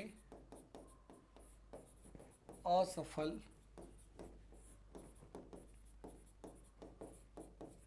पंचवर्षीय योजना थी। तीसरी पंचवर्षीय योजना जो थी वो सबसे असफल पंचवर्षीय योजना थी। ध्यान दीजिएगा मेरे प्यारे साथियों, तीसरी पंचवर्षीय योजना जब असफल हुई तो उसके पीछे का इसका कारण क्या था? इसका कारण था भारत पाकिस्तान युद्ध। भारत पाकिस्तान युद्ध, इसमें तो भारत जीता था। भारत चाइना युद्ध, भारत चीन युद्ध, इसमें भारत हार गया था, आपको पता है। और भारत में इसी समय भयंकर सूखा पड़ा। पूछा जाए कि तीसरी पंचवर्षीय योजना के असफल होने के पीछे का कारण क्या था?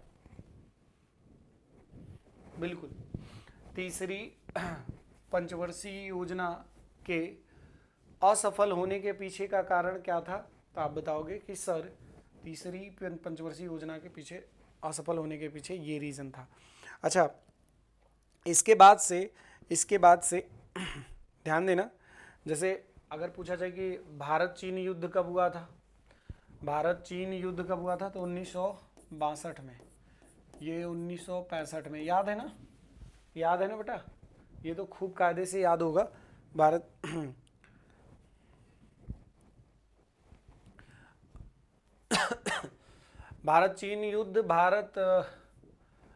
चीन युद्ध एक्चुअली उसी टाइम पर 62 के बाद से फिर एक बार 65 में भी देखने को मिला था। भारत चीन युद्ध जो हमें देखने को मिला एक बार 65-66 में भी देखने को मिला। अच्छा, ध्यान देना, एक शब्द बड़ा इंपॉर्टेंट आता है इकोनॉमी में जिसका महत्व बहुत ज़्यादा है। आयात प्रतिस्थापन की व्यवस्था पहली बार हमारे भारत में तीसरी पंचवर्षीय योजना के दौरान देखने को मिला। आयात प्रतिस्थापन, इंपोर्ट सब्स्टिट्यूशन कहते हैं, इंपोर्ट सब्स्टिट्यूशन। इसका मतलब ये होता है कि हम अपने देश में बाहर से चीज़ों को ला करके उत्पादन का कार्य शुरू किए थे। हम अपने देश में बाहर से वस्तुओं को ला करके उत्पादन का कार्य शुरू किए थे। ठीक है, ध्यान दीजिएगा। इसके बाद जो है, हम सभी साथी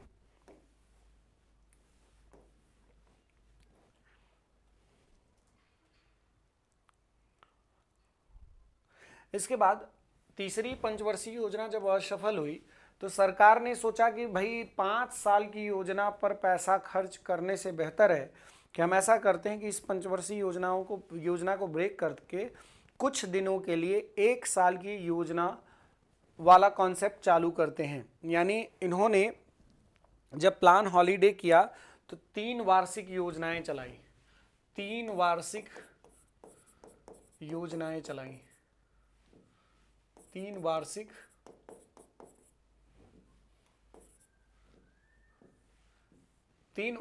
मतलब 1 दिवसीय, 1 वर्ष की योजनाएं, 3 वार्षिक योजनाएं।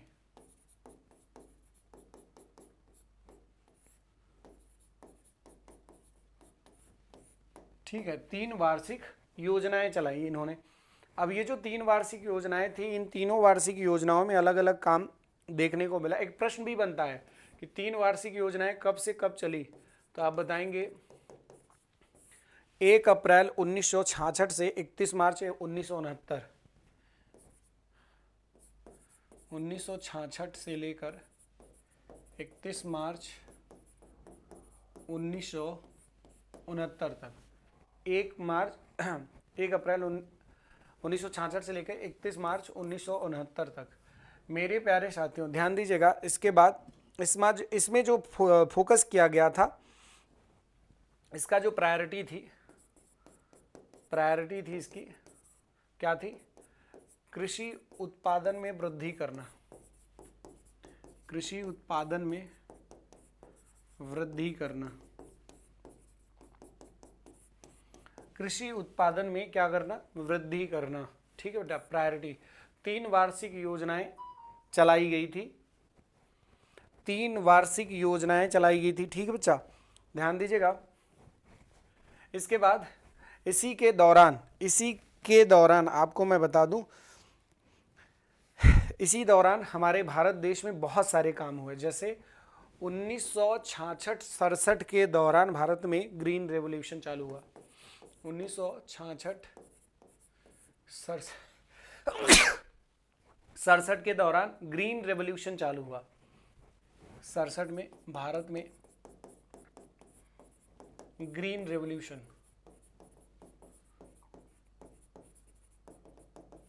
हरित क्रांति। अब इंपॉर्टेंट पॉइंट ये है कि आपको हरित क्रांति के बारे में पता है कि नहीं, यहां से भी प्रश्न बनता है हमारे पेपर में। ठीक है, हरित क्रांति। हरित क्रांति क्या है? ध्यान दीजिए, भारत के अंदर अगर इसको विश्व में देखा जाए तो नॉर्मन ई बोरलॉग क्या है, इसके जनक हैं। ठीक है, भारत में अगर देखा जाए तो एम एस स्वामीनाथन। हरित क्रांति के माध्यम से हुआ क्या क्या था, ये बहुत महत्वपूर्ण मुद्दा है। हरित क्रांति के द्वारा भारत में हुआ क्या क्या था, ध्यान दीजिएगा। आपको पता होना चाहिए कि हरित क्रांति में हमने कई सारे कार्य किए, जिसमें से सबसे इम्पोर्टेंट बात यह है कि हरित क्रांति के माध्यम से हमारे देश में गेहूं के उत्पादन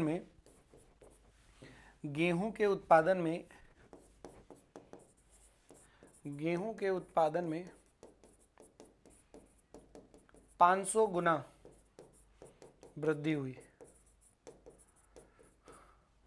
500 गुना वृद्धि। हरित क्रांति का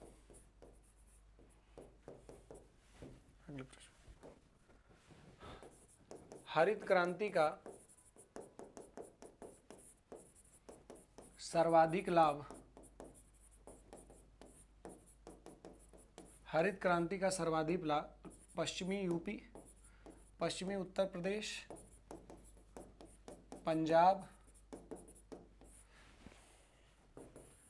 पंजाब, हरियाणा में देखने को मिला। हरित क्रांति के दौरान मुख्य रूप से किया क्या गया था हरित क्रांति के दौरान? देखिए, कृषि सिंचाई व्यवस्था को दुरुस्त किया गया था। सिंचाई व्यवस्था को दुरुस्त किया गया था।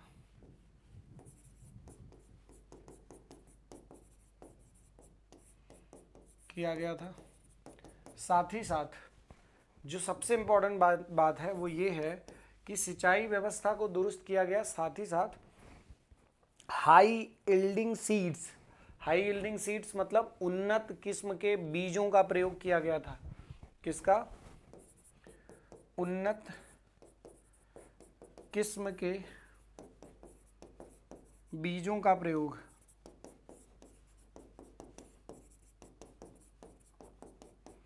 उन्नत किस्म के बीजों का प्रयोग किया गया था, किसके लिए?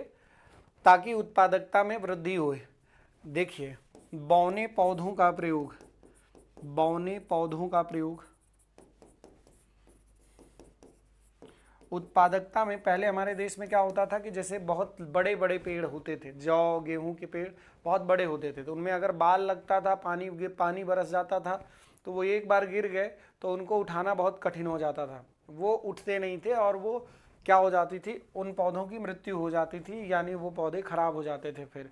ठीक है, वो पौधे खराब हो जाते थे। मेरे प्यारे साथियों, गौर कीजिएगा। तो हरित क्रांति में बहुत सारे और भी कार्य हुए जिसको हम लोग आगे देखेंगे। ध्यान देना, भारत में इसी ड्यूरेशन में 1964 में एक काम हुआ था, मैं पीछे बताना भूल गया। 1964 में, नोट करके लिख लेना, 1964 में एक काम और हुआ था। नरीमन समिति की सुझाव पर, ये अलग से है, उसमें है 1964 में है, मतलब ये तीसरी पंचवर्षीय योजना के अंतर्गत है, बाद में नहीं है ये। ठीक है, सुझाव पर देश में लीड बैंक योजना चालू की गई। लीड बैंक योजना चालू की गई। अच्छा, लीड बैंक योजना की जब हम बात कर रहे हैं तो इसका मतलब आप क्या समझ रहे हैं? लीड बैंक योजना का मतलब एक बैंक होगा जो जिले को लीड करेगा, इसकी शुरुआत की गई थी। लीड बैंक योजना के बारे में पूछा था, किस समिति की सुझाव पर इसकी स्थापना की गई थी? किस समिति की सुझाव पर इसकी स्थापना की गई थी? अच्छा, इसी ड्यूरेशन में आपको मैं बताऊं, भारत के अंदर जून 1966 को रुपए का दूसरी बार अवमूल्यन किया गया था। भारत के अंदर 3 बार रुपए का अवमूल्यन किया गया है। 1966 में 1966 में दूसरी बार रुपए का अवमूल्यन। कमेंट करके बताइएगा कि देश में रुपए का अवमूल्यन कितनी बार किया गया है और कब कब किया गया है, और अवमूल्यन का अर्थ क्या होता है। अवमूल्यन किया गया, आसान शब्दों में अगर अवमूल्यन को आप समझें तो आप ऐसे कह सकते हैं कि देश की मुद्रा का मूल्य अंतर्राष्ट्रीय बाजार में कम करना। देश की मुद्रा का मूल्य अंतर्राष्ट्रीय बाजार में कम करना अवमूल्यन कहलाता है।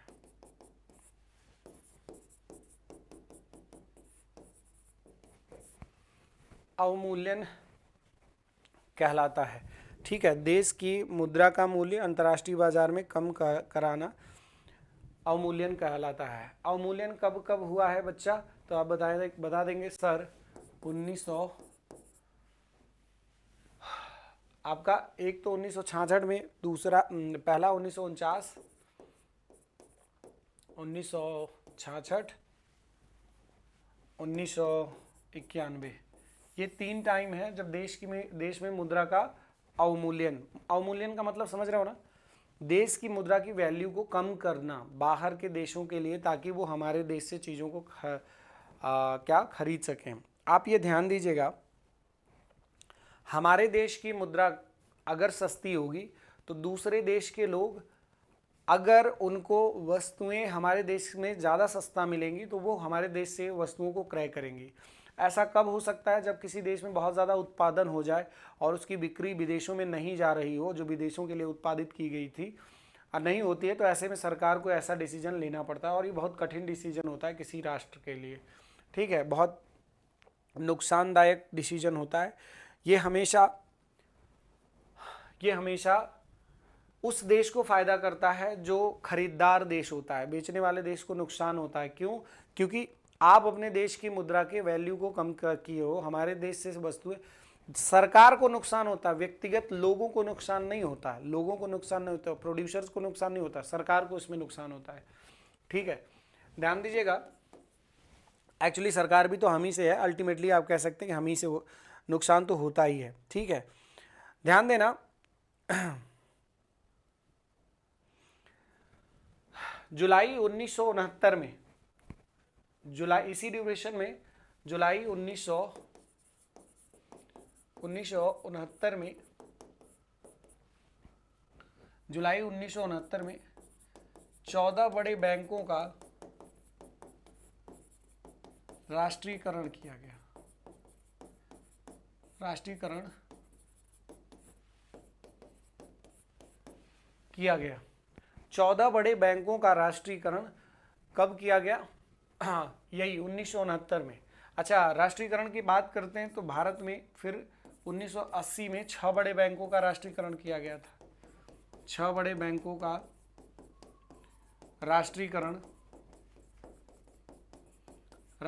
किया गया था।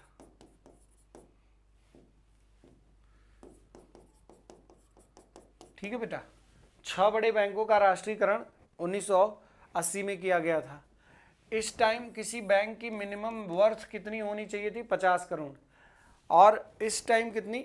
हाँ, 200 करोड़ मिनिमम किसी बैंक की नेटवर्थ होनी चाहिए थी, ठीक है, तब उसको राष्ट्रीयकृत किया जाता।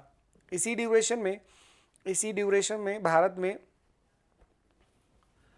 1969 में भारत के अंदर MRTP एक्ट लाया गया था। MRTP act, monopoly restrictive trade practices, monopoly restrictive trade practices इसी टाइम पर चालू की गई थी। ध्यान दीजिएगा, मोनोपोली रिस्ट्रिक्टिव ट्रेड प्रैक्टिसेस इसी टाइम पर 1969 में चालू की गई थी। ये क्या है, किसी अर्थव्यवस्था को पूरी तरह से पूंजीवाद होने से बचाने के लिए ऐसी व्यवस्था लागू की जाती है। पूरी तरह से कोई अर्थव्यवस्था पूंजीवाद ना हो जाए, उसको बचाने के लिए इस तरीके के डिसीजंस लिए जाते हैं, जैसे MRTP जैसे एक्ट लाए जाते हैं। इसमें क्या किया जाता है, प्राइवेट कंपनियों को बहुत ज़्यादा क्या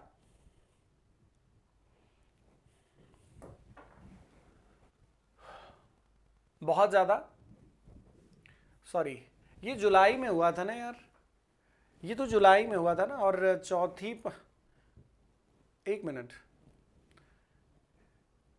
चौथी पंचवर्षीय योजना में हुआ है ये।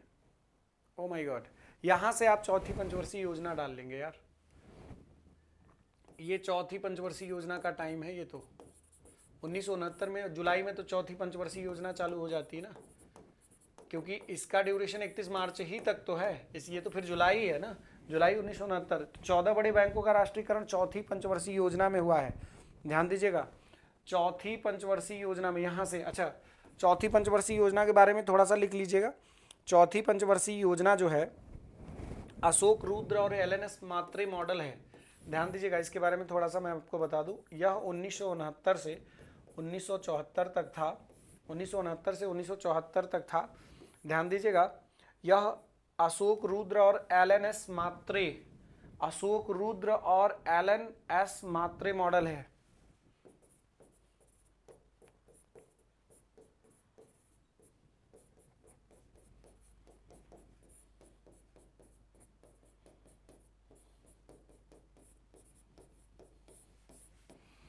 अशोक रुद्र और LNS मात्रे मॉडल है। ध्यान दीजिएगा, ये जो चीज़ें हैं ये आपकी चौथी पंचवर्षीय योजना के अंतर्गत हैं। ठीक है बच्चा, याद रखिएगा।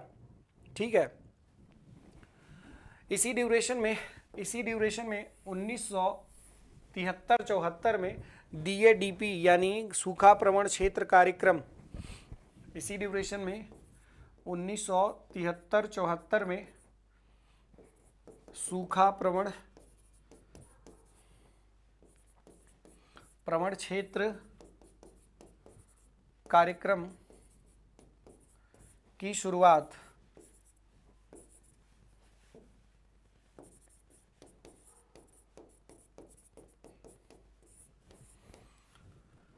सूखा प्रवण क्षेत्र कार्यक्रम की शुरुआत हुई थी।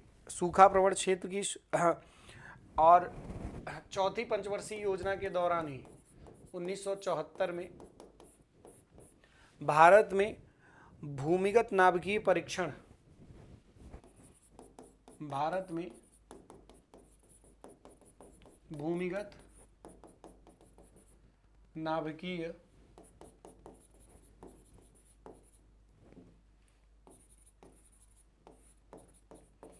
परीक्षण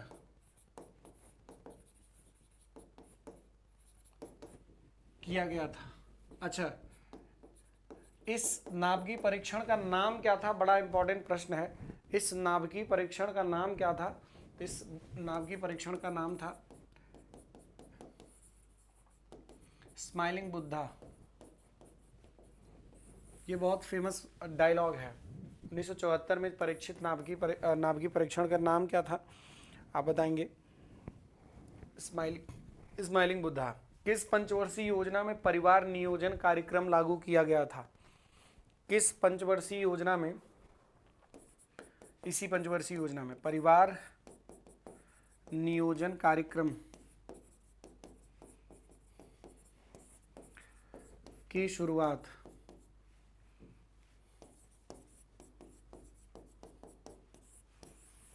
परिवार नियोजन कार्यक्रम की शुरुआत इसी पंचवर्षीय योजना में की गई थी। ध्यान दीजिएगा, परिवार नियोजन कार्यक्रम की शुरुआत इसी पंचवर्षीय योजना में की गई थी। हाँ, सभी साथी ध्यान देंगे। ठीक है, इसके बाद हम बात करेंगे पांचवी पंचवर्षीय योजना के बारे में। बहुत महत्वपूर्ण पंचवर्षीय योजना है पांचवी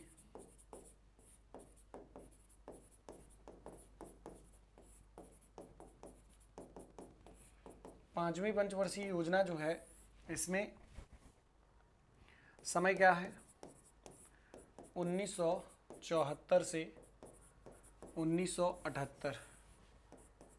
समय से पहले समाप्त होने वाली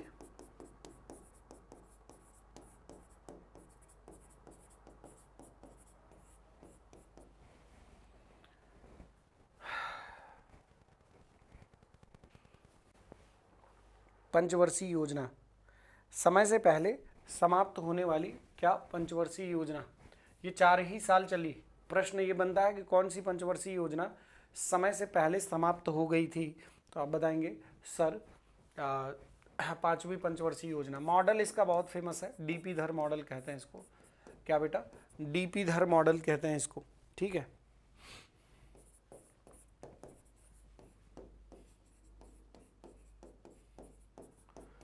डीपी धर मॉडल। प्राथमिक प्रमुख कार्य की बात करें, प्रमुख कार्य की बात करें तो प्रमुख कार्य इसमें जो है साथी, इस पंचवर्षीय योजना का जो सबसे महत्वपूर्ण और इम्पोर्टेंट पार्ट है, गरीबी हटाओ का नारा इसी पंचवर्षीय योजना में दिया गया था। गरीबी हटाओ का नारा इसी पंचवर्षीय योजना में,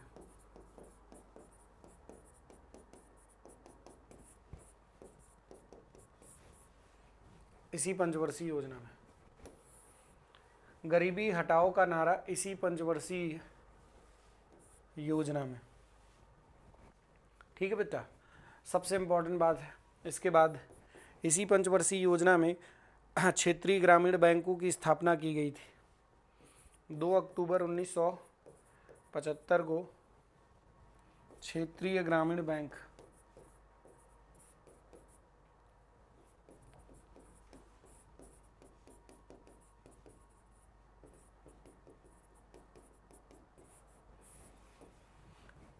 क्षेत्रीय ग्रामीण बैंकों की स्थापना इसी पंचवर्षीय योजना के दौरान की गई थी।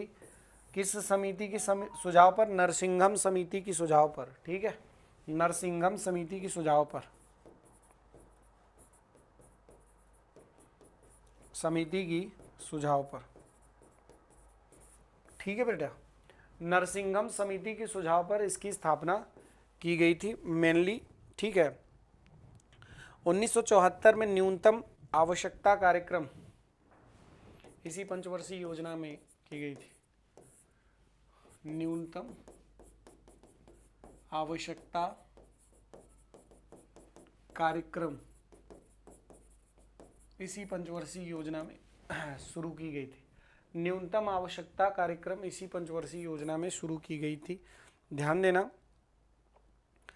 मेरे प्यारे साथियों, अगर देखा जाए जो यहाँ पर क्षेत्रीय ग्रामीण बैंकों की स्थापना की गई थी, केलकर समिति ने इस क्षेत्रीय ग्रामीण बैंक को बंद करवा दिया था। केलकर समिति ने इस क्षेत्रीय ग्रामीण बैंक को बंद करवा दिया था। बाद में भंडारी समिति के सुझाव पर इसी समिति को फिर से रीऑर्गेनाइज किया गया था। तो 3 समितियां, क्षेत्रीय ग्रामीण बैंकों से संबंधित 3 समितियां हैं। पहला नरसिंघम समिति के सुझाव पर शुरू हुआ, केलकर समिति ने बंद कराया, फिर इसके बाद से भंडारी समिति ने इसको फिर से शुरू करवाया था। That is all for today. मिलते हैं अगली क्लास में। हम लोग थोड़ा सा क्या है कि आपका रिदम बना रहे, एक क्लास और आपका इसमें लूँगा, यही पंचवर्षीय योजना और बजट से संबंधित एक डेटा और आप एक क्लास आपका और लूँगा, आपका कंप्लीट हो जाएगा एक बेसिक। उसके बाद एक मैं सोच रहा हूँ आपका मैराथन क्वेश्चंस का रख लूँ, मैराथन क्वेश्चंस का रख लूँ, ठीक है बच्चा।